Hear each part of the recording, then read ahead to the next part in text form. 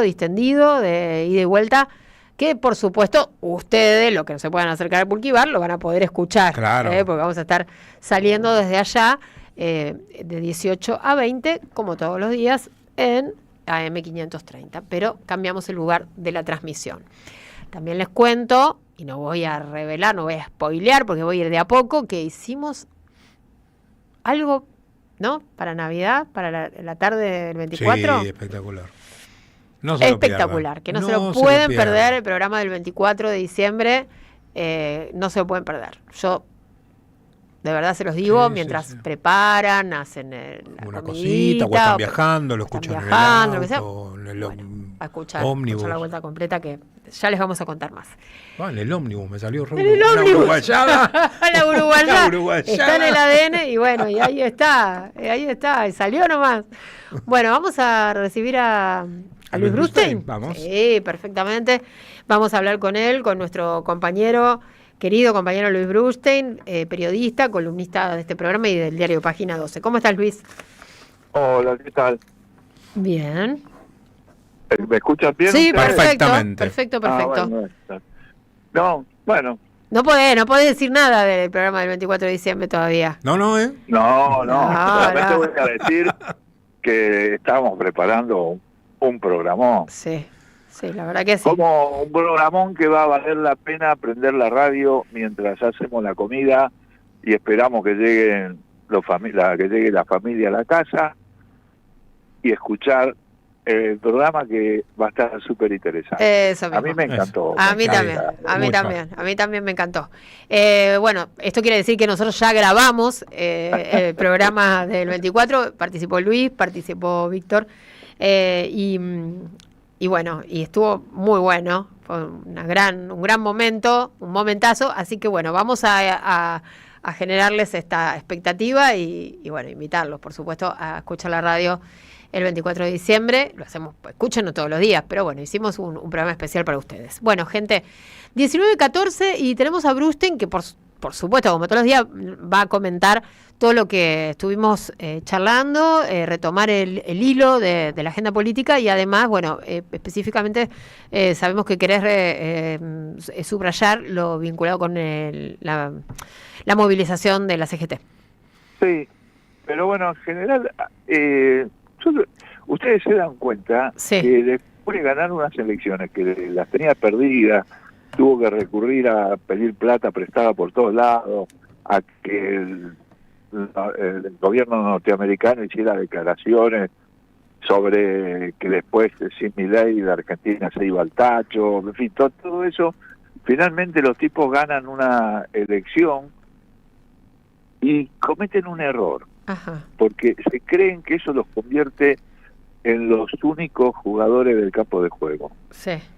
Y emborrachados por ese resultado electoral, resulta que hoy estamos discutiendo 3 derrotas del gobierno, inesperadas, ¿no? Sí. O sea, una fue que no pudo meter la derogación de los presupuestos para, bueno, lo que estábamos hablando ahora, ¿no?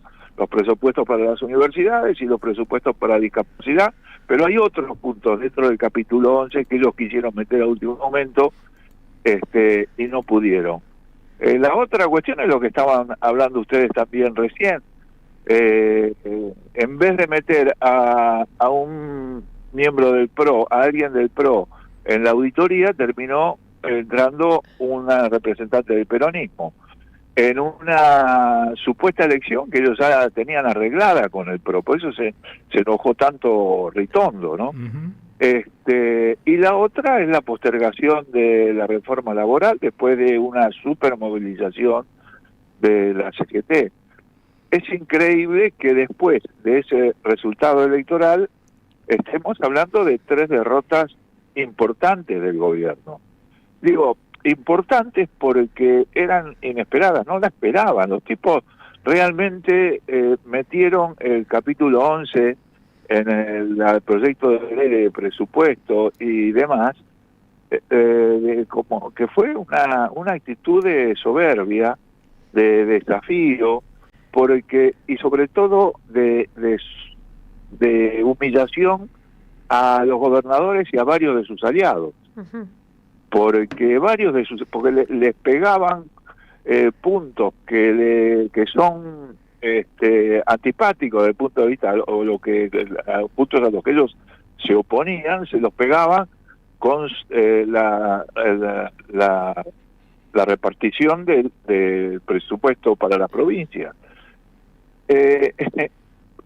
Realmente fue una actitud de soberbia y de venir aquí, papito, que nosotros la sabemos todas. Y finalmente esa votación, yo creo que esa votación fue bastante una advertencia para el futuro, ¿no? De cómo se va a ir desarrollando estos 2 años de lo que quedan del gobierno de Milei. Pues ahí el radicalismo tuvo votos muy diferentes. El diputado que ustedes estaban pasando por la... Juliano, sí. Juliano. Bueno, ese se ausentó, digamos. Tuvo algunos que votaron con el oficialismo, otros que votaron en contra y otros que se ausentaron. Porque el radicalismo venía muy jugado con el tema de la universidad, sobre todo, ¿no? Y después los gobernadores, los 3 de Catamarca, votaron contra el oficialismo. Sí. Los tucumanos fue 2-1, 2 contra el oficialismo y 1. Y el gobierno había derramado sobre todas esas provincias 66.000 millones de pesos, ¿no? Comprando los votos que supuestamente los tenía ya asegurados. Y este gesto de incorporar ese capítulo 11 finalmente al proyecto de presupuesto le salió mal porque no midió realmente su fuerza, ¿no? No midió cuál era el punto hasta el cual podían llegar esas alianzas coyunturales que va armando para generar mayorías que le sirven para determinadas votaciones. Ahora decían que este proyecto, que esta ley aprobada así no le sirve, lo cual no es así. O sea, realmente, finalmente los tipos van a tener un presupuesto para trabajar durante todo este año que le es muy favorable en muchos aspectos, ¿no? Sobre todo con todos los índices macroeconómicos que ellos ponen en el proyecto todos les favorecen a ellos porque ninguno se ajusta a la realidad. Y esa diferencia los va a terminar favoreciendo en el manejo de la plata, ¿no? Así es. El tema de el tema de la votación de la Auditoría General de la Nación, bueno, ustedes lo estuvieron hablando, sí. Pero yo creo que también es importante el tema de la movilización, porque ese es otro punto donde ellos no midieron la importancia. Mandaron un proyecto de reforma laboral que era intragable, o sea, imposible de negociar ni siquiera con el más negociador de los dirigentes sindicales. Con esa forma de, digamos, con ese proyecto de ley directamente lo que hicieron fue emblocar a toda la CGT, bajar las persianas y casi ponerlas a algunos de los dirigentes, de los más moderados, ponerlos con un discurso ultra combativo. O sea, los discursos de los dirigentes directamente hablaron de un plan de lucha que iba a culminar con un paro nacional, que ahora habrá que ver cómo continúa, porque con esta postergación hasta febrero del debate sobre la ley, en el medio puede pasar muchas cosas, ¿no? Puede pasar que se bajen varios de los puntos, puede pasar alguna negociación de aquí hasta febrero, pero lo real es que a los tipos se les fue la mano. O sea, o quisieron sobreactuar para hacerle una devolución de favores al Fondo Monetario y demás, sabiendo que los iba a rechazar, o se equivocaron realmente en toda la valoración política del resultado electoral. Hay algo que a ellos no les funciona. La movilización de la CGT fue, en ese sentido, también fue muy indicativa, porque fue una movilización puramente CGT, ¿no? Los 3 oradores, hubo apoyos de movimientos de derechos humanos, estaban las madres ahí apoyándolos, había senadores, había diputados, pero fue una movilización estrictamente de la CGT, porque ni siquiera hubo grandes columnas de los movimientos sociales, grandes columnas de otros sectores, como se han visto en otras movilizaciones de este tipo. Yo creo que la CGT lo pensó de esa manera para hacer una demostración estrictamente de fuerza, de capacidad de movilización propia. De capacidad de movilización de ellos. Bien. Como tal, sí, ¿no? Sí. Porque aunque no fue la super movilización, ha habido movilizaciones históricas más grandes, como la movilización contra el 2x1, y algunas de esas movilizaciones tan grandes, pero esta fue una movilización muy grande, puramente CGT, puramente movimiento obrero, muchas columnas de los sindicatos se movilizaron todo lo que podían. Yo creo que esa fue una demostración de fuerza de la nueva construcción de la CGT. Los 3 discursos del trío que dirige la CGT fueron muy duros para lo que de alguna manera todo el mundo estaba acostumbrado a una conducción moderada. En este caso los 3 discursos fueron muy duros, no solamente contra la reforma laboral, sino en general contra el plan económico también, ¿no? Sí, así es. Eso son todos síntomas. Pensemos que estamos hablando de un fin de año caluroso, casi sobre las fiestas, y después de una elección donde el gobierno sacó un resultado bueno, ¿no? Sí. Estamos hablando de eso, y como que ese capital que consiguió en ese resultado electoral lo dilapidó rápidamente. Lo está dilapidando con mucha velocidad por haberse agrandado, creo yo, en ese tema. El gran perdedor en todas estas 3 decisiones, estas 4, fue el PRO, porque el PRO se quedó sin AGN, perdió comisiones, presidencia de las comisiones en el Senado, en el Congreso. Por eso estaba tan enojado Ritondo, ¿no? Yo creo que eso, porque todo este fenómeno es para analizar. O sea, todo esto lo que dice es que la situación política es muy cambiante, está en permanente movimiento, porque las decisiones que toma la gente para votar o para elegir un candidato o demás, muchas veces después chocan con la realidad cuando se trata de problemas concretos como el tema salarial, el tema de la fuente de trabajo, el tema de la carestía de la vida. Ellos han conseguido hacer un relato electoral, si se quiere, o cultural, pero eso termina siempre contrastando con una realidad que no se ajusta al relato que arma el gobierno.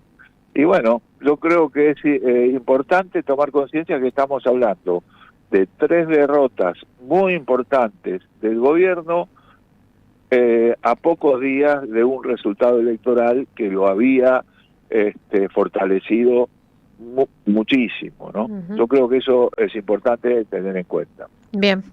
Perdóname. Sí. Y quería decir otra cosa. Vamos. También. Porque durante... sí, vos sabés que quiero hablar de Patricia Bullrich. Ajá.